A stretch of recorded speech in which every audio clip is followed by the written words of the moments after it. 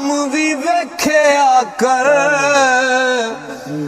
जेड़े फुल दी ताजगी सुंग टुरियो ओदा परत अंजाम भी वेख्या कर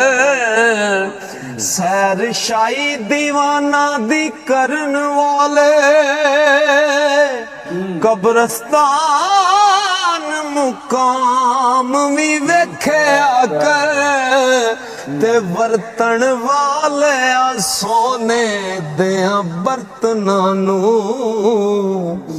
कदी मिट्टी दा जाम भी वेख्या कर।